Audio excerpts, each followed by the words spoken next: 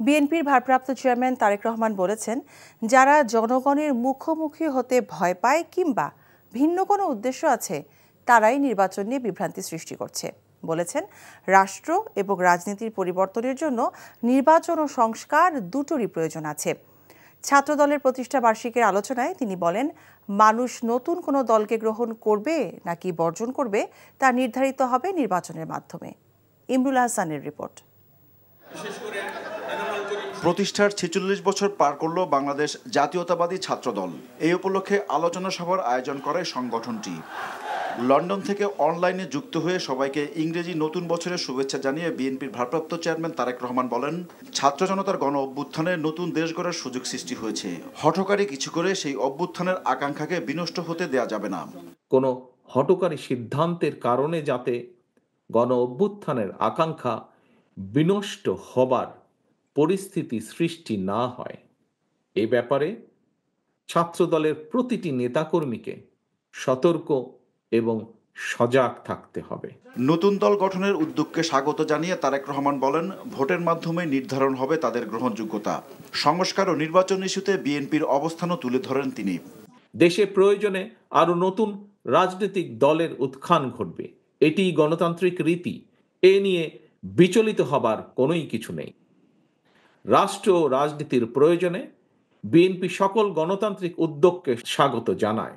জনগণ কোনো রাজনৈতিক দলকে গ্রহণ করবে কিংবা বর্জন করবে, নির্বাচনের মাধ্যমে সেই রায় দেবে জনগণের আদালত।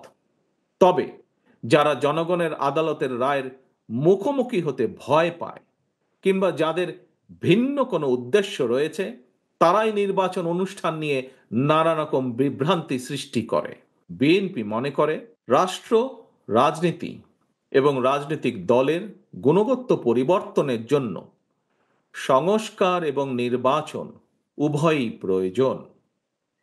বিদ্যমান ব্যবস্থাকে সময়োপযোগী করতে সংস্কার একটি অনিবার্য ধারাবাহিক প্রক্রিয়া।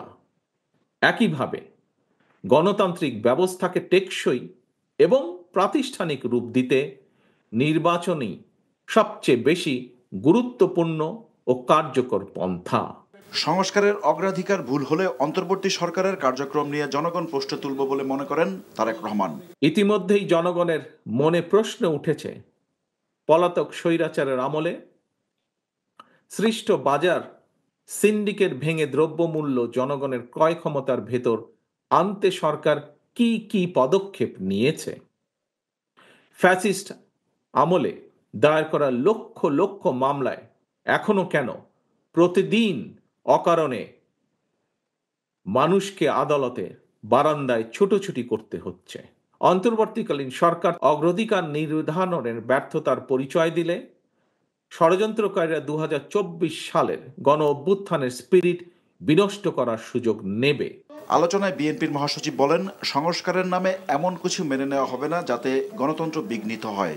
মানুষের প্রয়োজনের সঙ্গে সঙ্গে, সমাজের প্রয়োজনের সঙ্গে সঙ্গে সংস্কার আনতে হবে। কিন্তু তাই বলে সংস্কারের নাম করে আমরা এমন কিছু হতে দিতে পারি না যেটা আমার গণতন্ত্রকে বিঘ্নিত করবে। Imrul Hasan, NTV news, Dhaka.